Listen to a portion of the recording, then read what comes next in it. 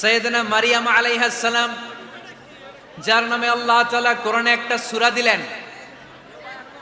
উনি পৃথিবীতে এমন একজন মহিয়সী নারী, যেই নারীর গর্ভে, যেই নারীর পেটের ভেতরে স্বামীর স্পর্শ ছাড়া সন্তান দিয়েছে কে?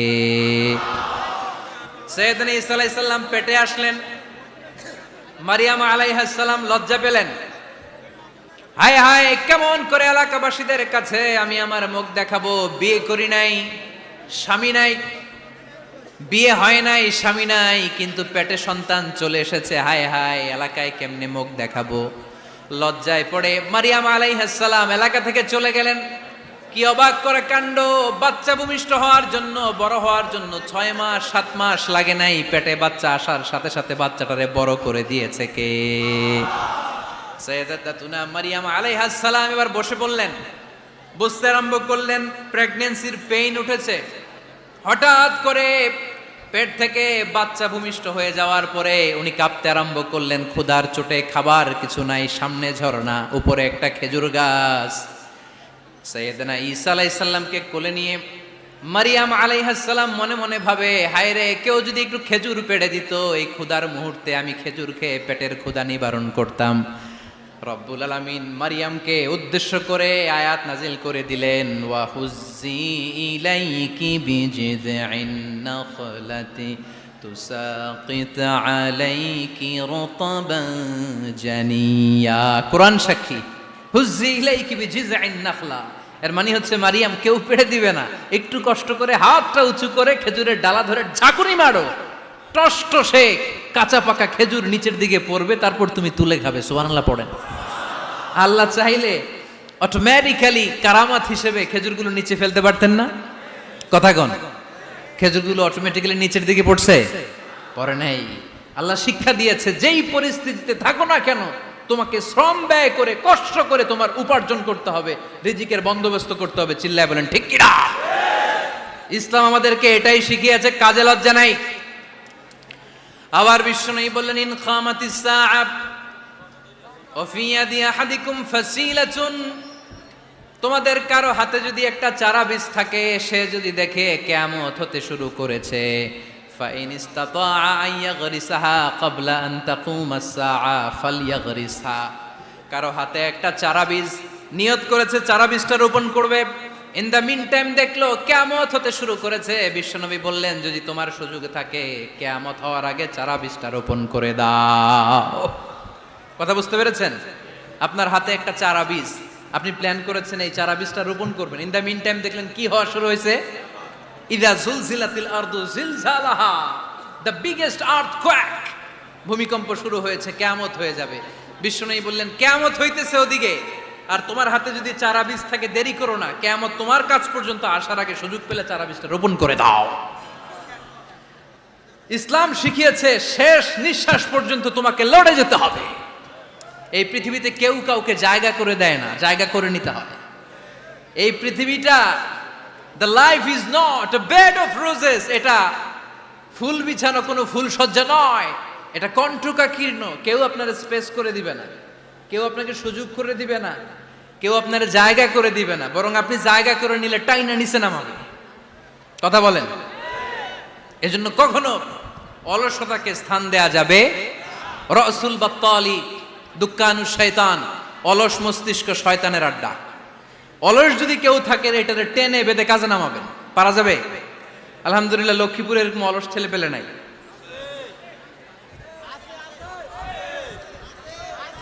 আছে? আমরা আজকে অলসতাকে নো বলে যাবো এই মাহফিল থেকে। অলসতাকে আমরা কি বলবো? আওয়াজ করে বলতে হবে, অলসতাকে কি বলবো আমরা? মুমিনের জীবনে কোনো অলসতা নাই। অলস হয় মুনাফিকরা। অলস হয় কারা? চিল্লায় বলতে হবে। মুমিনরা অলস হয়। অলস হয় কারা? এজন্য কোরআনে আল্লাহ একথাও বলে দিলেন, ওয়াইদা কামু ইলাস সালাতি কামু কুসালা ইউরাউনান নাসা ওয়ালা ইয়াযকুরুনাল্লাহা ইল্লা কালিলা। সুবহানাল্লাহ পড়েন। মুনাফিকরা যখন মানুষকে দেখানোর জন্য নামাজে যায়, ওই নামাজে তাদের ইখলাস নাই, ওই নামাজের ভেতরে তাদের কোনো খুশু খুদু নাই, ওই নামাজের ভেতরে আছে শুধু অলসতা। ওই নামাজে কি আছে? কিন্তু আমরা যখন নামাজে যাই আমাদের অলসতা আছে? আমরা নামাজ পড়লে আমাদের হৃদয়টারে সজীব করে দেয় কে? আমরা উযু করলে আমাদের মনটাকে চাঙ্গা করে দেয় কে? আমরা মসজিদে ঢুকলে হৃদয়টাকে প্রাণবন্ত করে দেয় কে?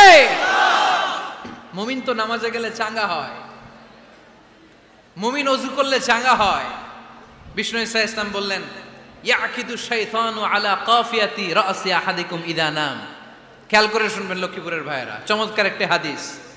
আমরা যখন ঘুমোতে যাই, শয়তান আমাদের প্রত্যেকের মাথার পিছনে 3টা অলসতার গিট মারে। কয়টা?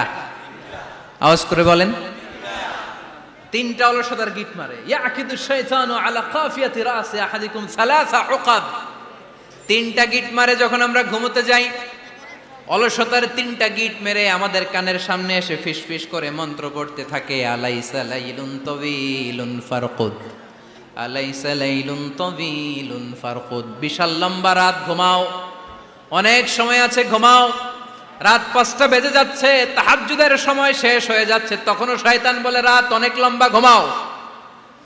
ফজরের সময় পার হয়ে যাচ্ছে, সূর্য উঠে যাচ্ছে, শয়তান বলে আলাইসা লাইলুন তাওয়িলুন ফারকুদ, এখনো অনেক সময় আছে, লম্বা লম্বা লম্বা চৌড়া রাত পড়ে আছে, তুমি ঘুমাও। বিশ্বনবী বললেন, ফাইন ইস্তাইকাযা ওয়া যাকারাল্লাহ ইনহাল্লাত উকদা। আমার উম্মতের কেউ যখন ঘুম থেকে জেগে ঘুম থেকে ওঠার দোয়া পড়া শুরু করে দেয়, অলসতার প্রথম গিটটা সাথে সাথে খুলে দেয় কে? আপনি ঘুম থেকে উঠেই যখন ঘুম থেকে ওঠার দোয়া পড়বেন, আপনার অলসতার প্রথম গিট খুলে দেয় কে? ঘুম থেকে ওঠার দোয়াটা কি? আলহামদুলিল্লাহিল্লাযী আহইয়ানা বা'দামা আমাতানা ওয়া ইলাইহিন নুশুর। প্রশংসা সে আল্লাহ, যে আল্লাহ আমাদেরকে লম্বা একটা ঘুম শেষে, মৃত্যু শেষে আমাদেরকে ঘুম থেকে উঠালেন। এই দোয়াটা পড়ার সাথে সাথে শয়তান যে 3টা গিট মারছে, ওই 3টার একটা খুলে দেয় কে? ফাইন তাওয়াদ্দা ইনহাল্লাত উকদা। ঘুম থেকে জেগে ঘুমের দোয়া পড়ার পরে যখন কেউ ওযু করে ফেলে, অলসতার দ্বিতীয় গিটটাও খুলে দেয় কে? ওযু করার পরে ফাইন সাল্লাত ইনহাল্লাত উকদা, নামাজের মুসল্লায় দাঁড়িয়ে যখন নামাজ শুরু করে দেয়, অলসতার 3 নাম্বার গিটটাও খুলে দেয় কে? 3টা গিট যখন খুলে দেয়, বিষ্ণু ঈসা ইসলাম বললেন, ফাআসবাহা নাশীতাল কলব। নাশীত, তখন মুমিন বান্দা সজীব হয়ে ওঠে, প্রাণবন্ত হয়ে ওঠে, উচ্ছ্বসিত হয়ে ওঠে। ওয়া ইল্লা খাবিসান নাফসি কাসলান।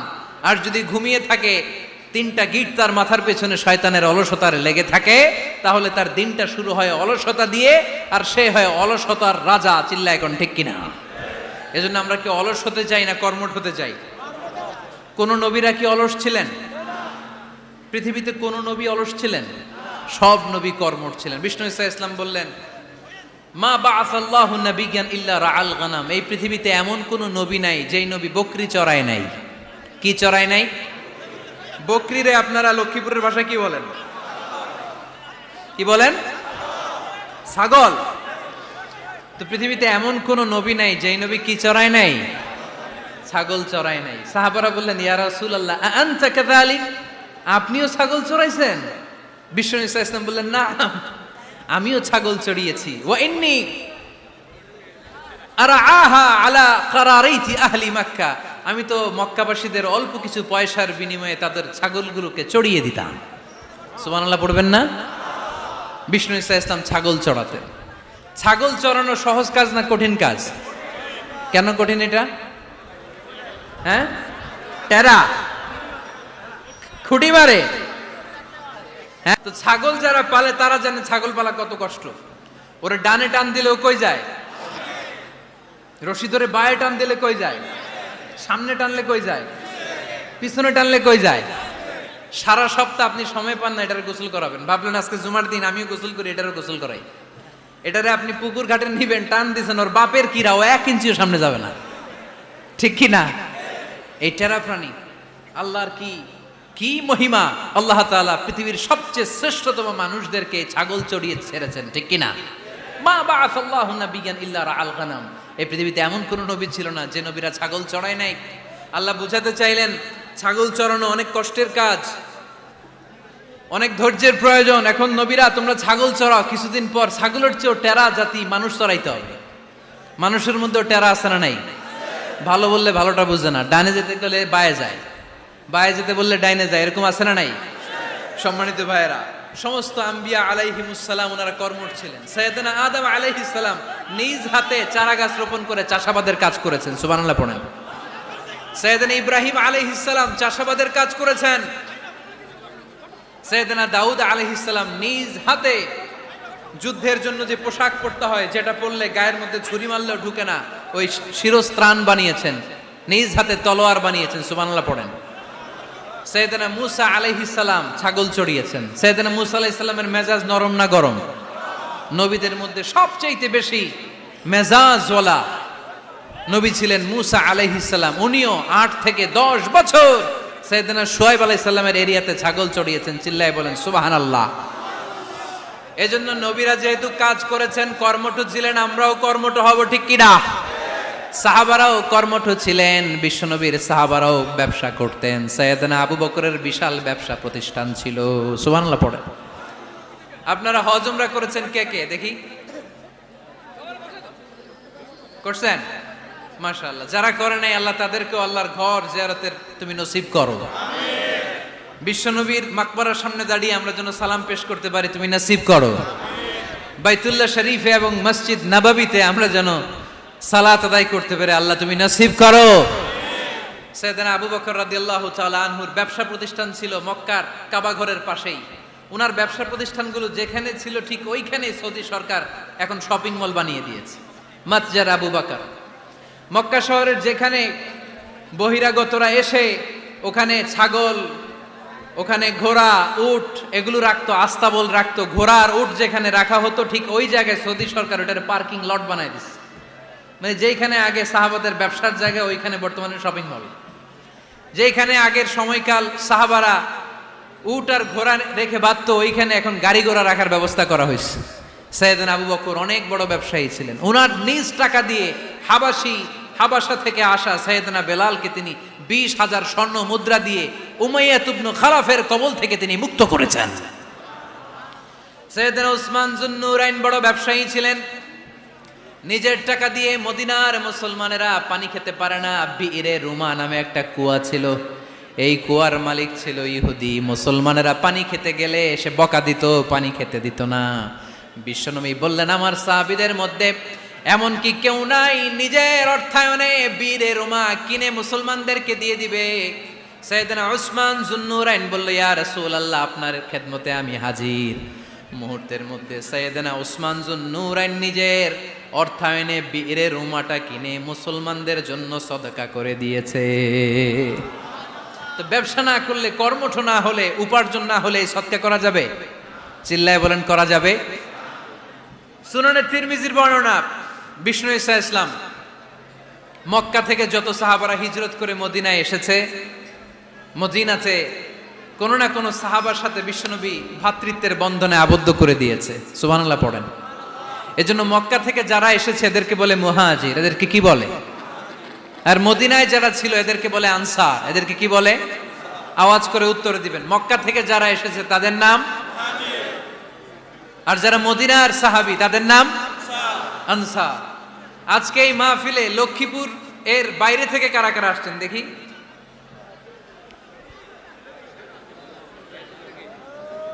মাশাআল্লাহ, মাশাআল্লাহ, অনেক আসছে। আল্লাহ ভাইদেরকে তুমি কবুল করো, হাত নামান।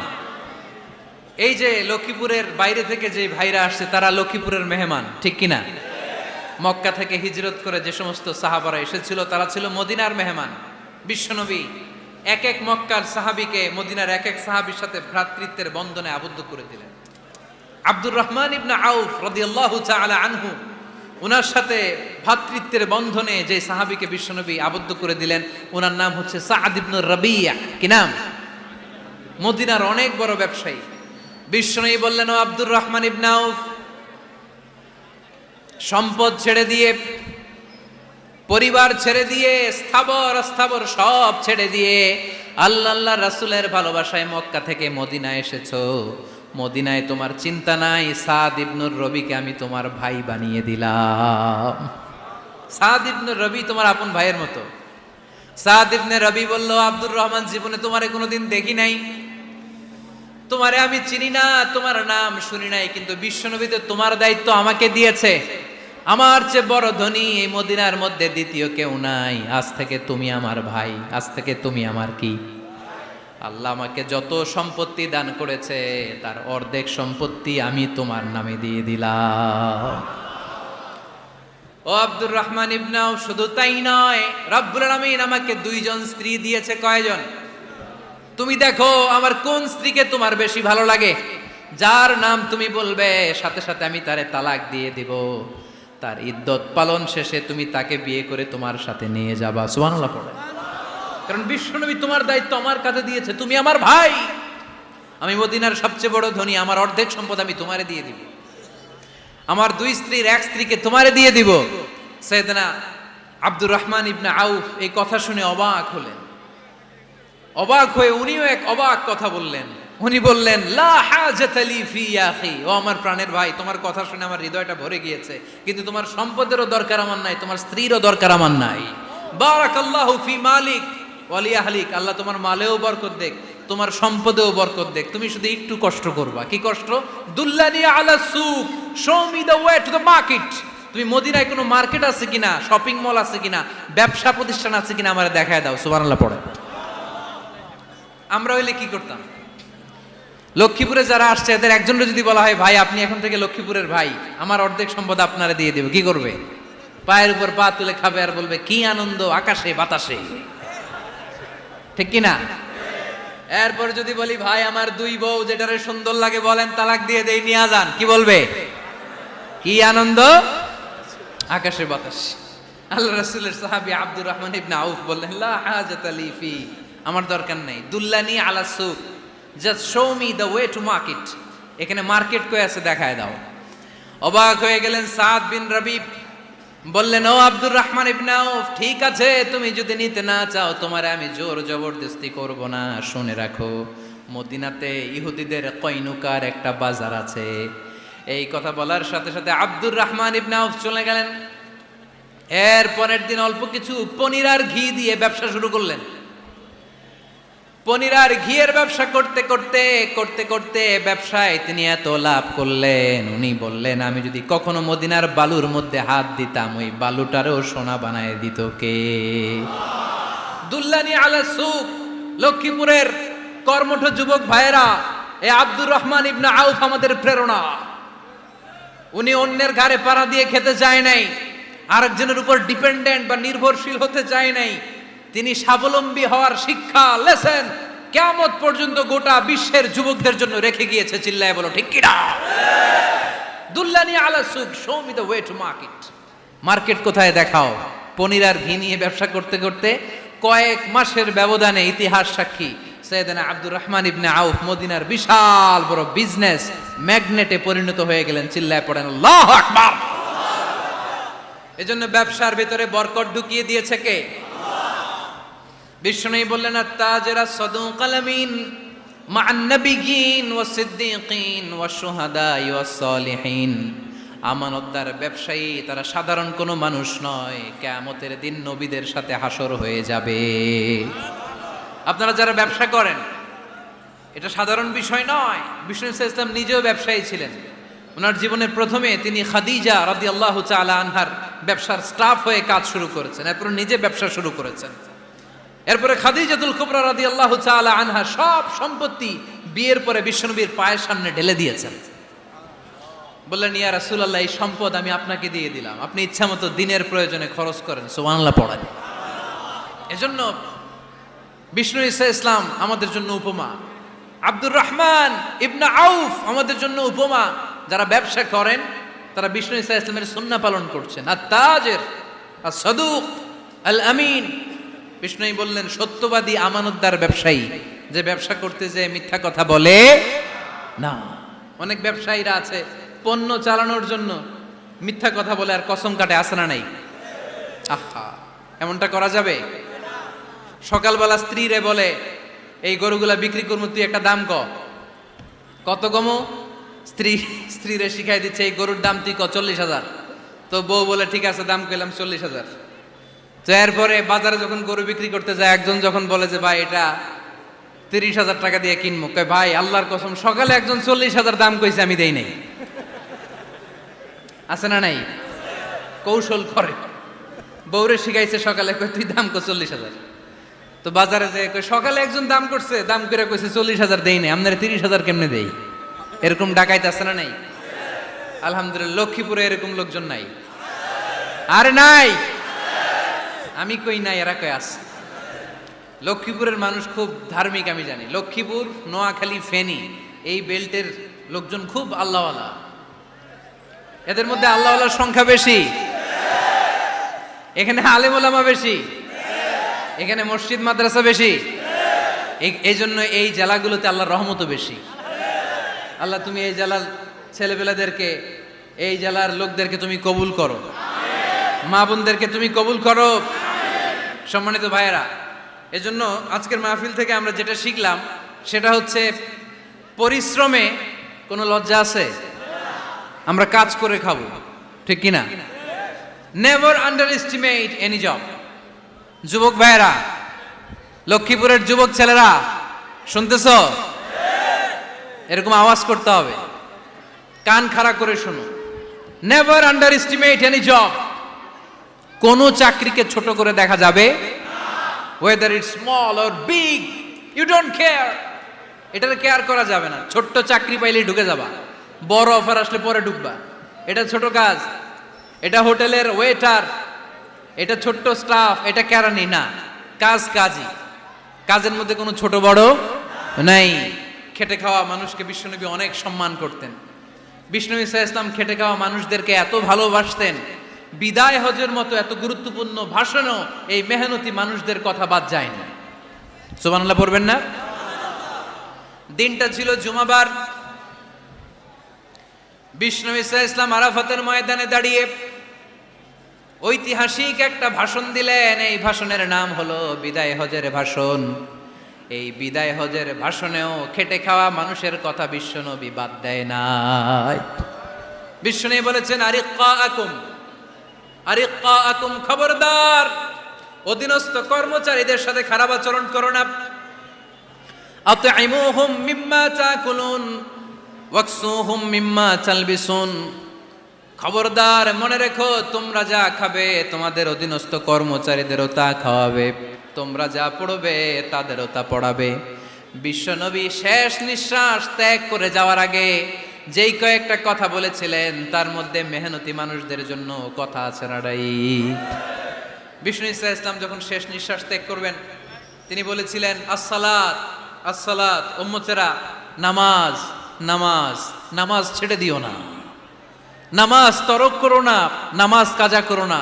আর বলেছিলেন, অমা মালাকাত আইমানুকুম, অধীনস্থ কর্মচারীদের সাথে খবরদার খারাপ আচরণ করো না। যারা কর্মচারীদের সাথে খারাপ আচরণ করে, যারা মানুষের কাছ থেকে শ্রম নিয়ে কাজ করিয়ে টাকা দেয় না, কিয়ামতের দিন তাদের বিরুদ্ধে মামলা দায়ের করবে কে? কে করবে? হাদিসে কুদসি সাক্ষী বিষ্ণু ইসলাম বলেন, আল্লাহ তাআলা ফরমান, আনা খাসমুহুম সালাসাতুন আনা খাসমুহুম ইয়াউমাল কিয়ামা। তিন শ্রেণীর ব্যক্তির বিরুদ্ধে আল্লাহ বলেন, আমি নিজেই কিয়ামতের দিন মামলা দায়ের করব। I will be against them in the day of judgment. Three categories of people, I will be against them in the day of judgment. তিন শ্রেণীর লোক কিয়ামতের দিন তারা ছাড় পাবে না। আল্লাহ বলেন, আমি নিজেই তাদের বিরুদ্ধে মামলা দায়ের করব। এর মধ্যে এক শ্রেণীর লোক হচ্ছে রাজুলুন ইস্তাজারা জিরান ফাস্তাউফা মিনহু ওয়া লাম ইয়াতি আজরা। একজন শ্রমিক ভাড়া করে তার কাছ থেকে কাজ নিয়েছে, কিন্তু তার পারিশ্রমিক আদায় করে নাই। এরকম আছে না নাই? দাপট দেখায়, দাপট দেখায় ইউনিভার্সিটির ক্যান্টিনগুলোতে। ইউনিভার্সিটির ক্যান্টিনে যায় খায়, মাগার বিল দেয় না, এরকম ডাকাইত আছে না নাই? চায়ের দোকানে চা খায়, পরে দিমু, বিল দেয় না, আছে না নাই? দোকানে যে পণ্য কিনে বিল দেয় না, পরে দিমু, আছে না নাই? কিয়ামতের দিন আল্লাহ তোর এই মাস্তানি ছুটাবে, চিল্লা এখন ঠিক কিনা? আনা খাসমুহুম, আমি নিজেই তাদের বিরুদ্ধে মামলা দায়ের করব। কথাটা কার? এজন্য বিশ্বনবী বললেন, খবরদার মেহনতি মানুষ, খেটে খাওয়া মানুষ, এদের দোয়া কবুল হয়ে যায়। আতুল আজিরা আজরাহু ক্বাবলা আন ইয়াজিফা আরাকুহু। খবরদার, বিশ্বনবী বললেন, শ্রমিকের ঘাম শুকিয়ে যাওয়ার আগে তাদের পারিশ্রমিক মিটিয়ে দাও। বিশ্বনবীর বিখ্যাত হাদিস, আতুল আজিরা আজরাহু ক্বাবলা আইয়াজিফা আরাকু, শ্রমিকের ঘাম মাটিতে লাগার আগে, শুকিয়ে যাওয়ার আগে তাদের পারিশ্রমিক মিটিয়ে দাও।